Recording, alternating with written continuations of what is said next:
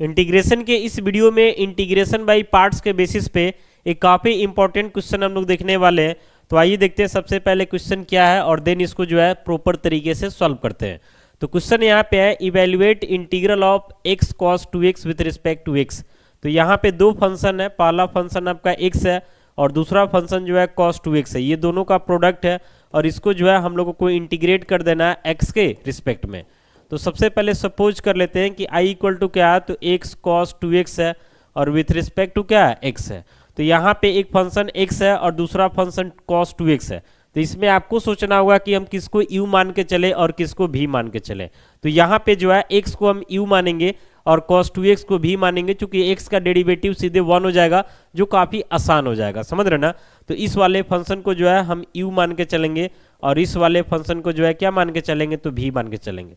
अब integration by part से जो है इस फॉर्मूला को हम लोग जानते हैं कि integral of u into v with respect to x रहता, तो u बाहर होता, v को हम लोग इंटीग्रेट करते हैं x के रिस्पेक्ट में, फिर minus du by d x, यानी u को डिफ्रेंशिएट किए, इंटू v को क्या किए, तो इंटीग्रेट किए और इस पूरे प्रोडक्ट को जो है इंटीग्रेट कर देंगे किसके रिस्पेक्ट में, तो x के रिस्पेक्ट में। अब आगे बढ़ते हैं। तो ये हमारा समझिए कि i हो जाता, तो लिखेंगे i इक्वल टू u के जगह पे x है और v के जगह पे cos 2x है। तो u को बाहर करना है, यानी x बाहर हो जाएगा। फिर integral of v with respect to x, यानी integral of cos 2x with respect to x हो जाएगा, minus du by d x, यानी कि dx बाई dx हो जाएगा। फिर इंटीग्रल ऑफ v है, यानी integral of cos 2x with respect to x, और इस पूरे को जो है इंटीग्रेट कर देना है किसके रिस्पेक्ट में, तो x के रिस्पेक्ट में। यहाँ तक कोई दिक्कत नहीं होना चाहिए। अब आगे बढ़ते हैं। तो यहाँ से लिखेंगे i equal to x cos 2x जो है, तो cos 2x का इंटीग्रल, तो आपको पता होना चाहिए कि cos x का इंटीग्रल जो है sin x होता है। तो जब cos 2x का बात करते हैं तो इसका इंटीग्रल क्या हो जाएगा, तो sin 2x हो जाएगा और बाकी x के साथ 2 जो मल्टीप्लाई में था वो डिवाइड में आ जाएगा।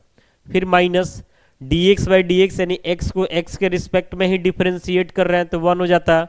cos 2x को x के रिस्पेक्ट में इंटीग्रेट कीजिएगा तो जैसे यहाँ पे लिखे ना sin 2x बाई 2, वैसे ही हो जाएगा। और बाकी पूरे को तो फिर इंटीग्रेट करना ही है x के रिस्पेक्ट में।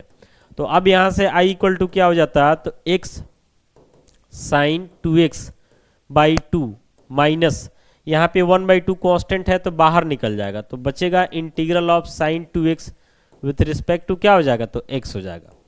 तो i इक्वल टू यहाँ से हो जाता है x sin 2x by 2 minus 1 by 2। Sine x का इंटीग्रल आपको पता होता है कि माइनस cos x होता है, तो यहाँ पे sin 2x है तो इसका इंटीग्रल हो जाता है माइनस cos 2x और ये 2 मल्टीप्लाई में तो डिवाइड में आ जाएगा, plus constant of integration c हो जाएगा। तो फाइनली i इक्वल टू हो जाता है x sin 2x बाई 2, ये माइनस माइनस प्लस हो जाएगा cos 2x और नीचे 2 2 जा 4 plus constant of integration c हो जाएगा। तो यही जो है हमारा इस क्वेश्चन का सॉल्यूशन हो जाएगा। बाकी उम्मीद करते हैं कि ये क्वेश्चन आपको समझ में आ गया होगा। मिलते हैं इसे अगले वीडियो के साथ। Thank you.